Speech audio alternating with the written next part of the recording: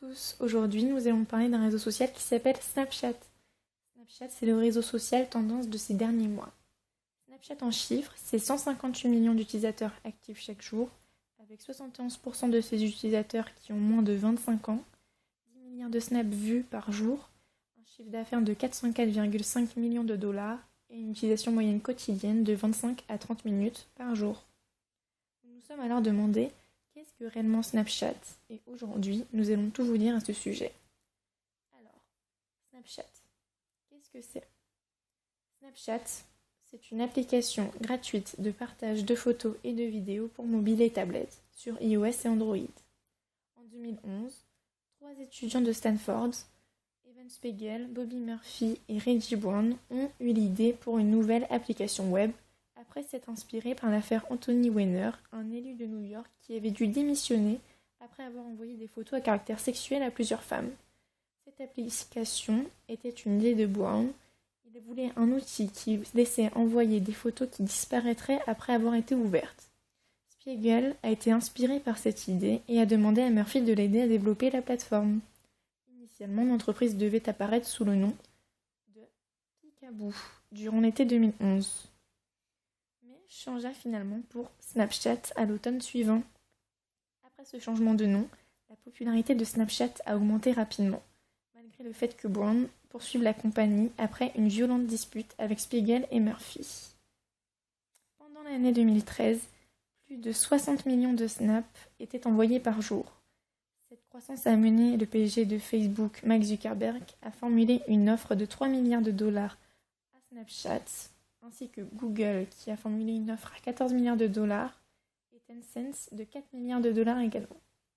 Toutes ces offres ont été refusées.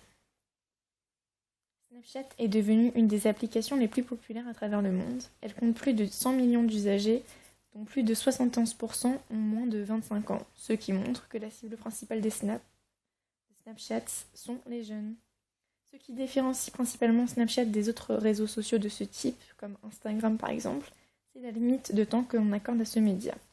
Le principe initial est de permettre aux destinataires de regarder la photo ou la vidéo que pendant une durée limitée. C'est donc le principe du snap. La durée limitée est comprise entre 1 et 10 secondes maximum. Une fois que la vidéo ou la photo a été vue, les fichiers sont irrémédiablement détruits. Il y a tout de même une possibilité de replay juste après avoir visionné le snap, mais ce nombre de replays est limité. Le média envoyé, qu'il soit photo ou vidéo, il est appelé un snap. Je t'ai envoyé un snap veut donc simplement dire que je t'ai envoyé une photo ou une vidéo sur Snapchat. Cette application est aujourd'hui principalement utilisée par les adolescents, qui sont très présents pour partager un peu de tout et de n'importe quoi. Et l'application souhaite également devenir un outil de marketing pour les entreprises. Donc aujourd'hui, nous allons parler également de l'importance de la publicité sur Snapchat. Il faut savoir que le potentiel pour les commerçants grandit avec la popularité de Snapchat. Une étude faite par Cowen et compagnie a constaté que 22% des commerçants prévoyaient d'accorder un budget pour faire de la publicité sur la plateforme sociale en 2016. L'avantage de ces publicités est qu'elles sont de courte durée, par conséquent les consommateurs ont moins le temps de critiquer, et donc les publicitaires peuvent prendre plus de risques. Certaines compagnies comme Havas Voyage, une agence de voyage, utilisent même Snapchat comme outil de recrutement. L'application est de plus en plus considérée comme l'avenir de la communication. Par exemple, Lacoste, la marque crocodile, a été l'une des premières à se saisir de Snapchat pour offrir des bonus à ses clients. Ainsi, la marque publiait des snaps vidéo dans lesquels étaient cachés des crocodiles. Les abonnés devaient alors retrouver ces crocodiles et les plus rapides pouvaient remporter des bons de réduction. Cela permet à la marque de fidéliser les consommateurs et de toucher encore les plus jeunes. Il y a aussi la marque du Paris Saint-Germain, le club de football parisien qui se voit aujourd'hui comme une marque à étendre à l'international. Il ne s'agit plus uniquement de recruter des supporters, mais aussi de trouver de nouveaux clients.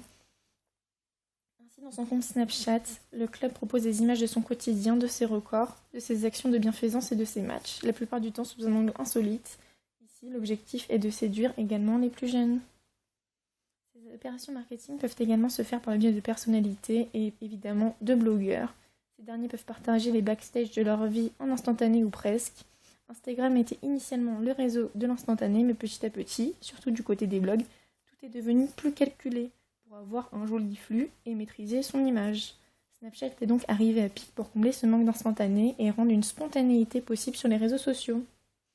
Le petit truc fun aussi sur Snapchat, ce sont tous les effets intégrés à l'application.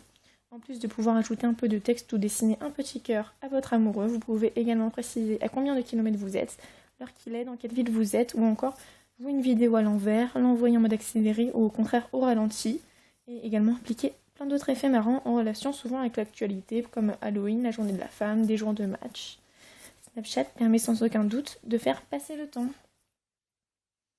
Du coup, nous sommes intéressés à qu'est-ce que c'est une story. Un des plus grands développements était l'introduction de la story à Snapchat. Le principe initial des snaps permet aux usagers d'envoyer, de partager une photo de X secondes pendant une période de 24 heures à une personne ou à plusieurs personnes définies. La durée de visionnage d'un snap varie d'1 à 10 secondes. Également, vous pouvez faire partager vos photos et vos vidéos à l'ensemble de votre répertoire afin que tout le monde puisse voir vos snaps. Il vous suffit alors de l'ajouter à la story qui figure juste ici. Vous n'êtes donc pas obligé d'ajouter tous les destinataires car toutes les personnes qui vous suivent peuvent accéder à vos derniers snaps. De plus, vos snaps sont visibles plusieurs fois grâce à la fonction replay et autant de fois que possible si celui-ci figure dans votre story. Cependant, au bout de 24 heures, tout s'efface immédiatement. C'est donc simple comme bonjour finalement, non ? Alors, Snapchat, on y fait quoi ? Il y a deux principaux modes d'utilisation de Snapchat. Il y a un mode personnel, utilisé généralement entre amis. Il suffit d'envoyer une photo de son quotidien ou de n'importe quoi à ses amis. L'idée est de ne pas encombrer notre téléphone de photos, mais plutôt de capter l'instant présent et de le partager dans la foulée en mode éphémère pour rire ou envoyer une petite pensée à quelqu'un.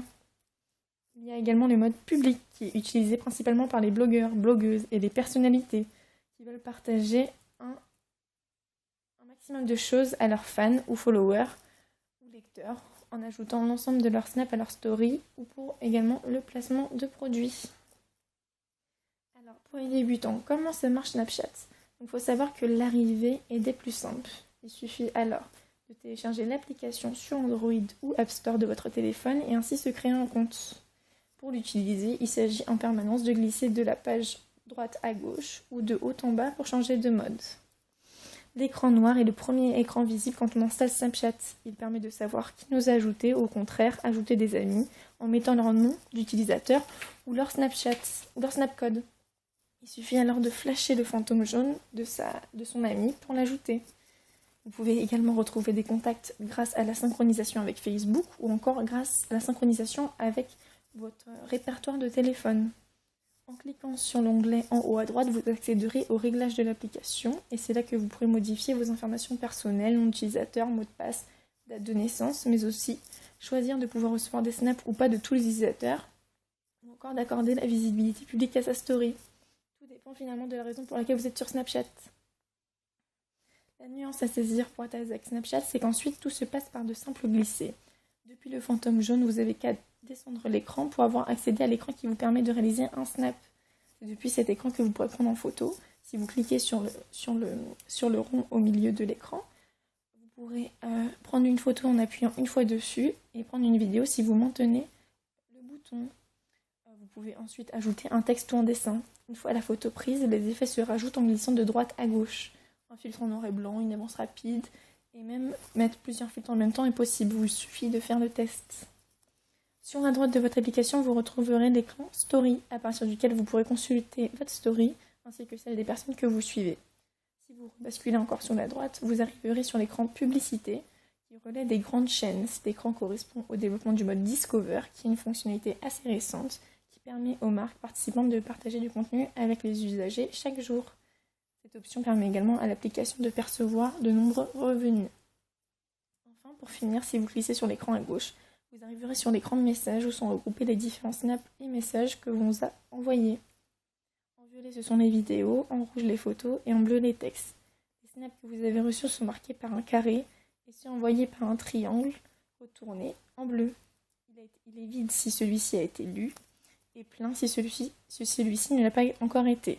Plus nous snappons avec une personne et plus l'émoticône à côté de la personne avec qui nous échangeons, il évolue. Il passe d'un simple smiley à une flamme, puis à un cœur, en fonction du nombre quotidien de snaps échangés. Maintenant, vous savez tout sur Snap. Alors, est-ce que vous êtes prêts à snapper ? Cette vidéo vous a été présentée par Célia Putagio, Raphaël Sarfati et enfin Logan Corsi.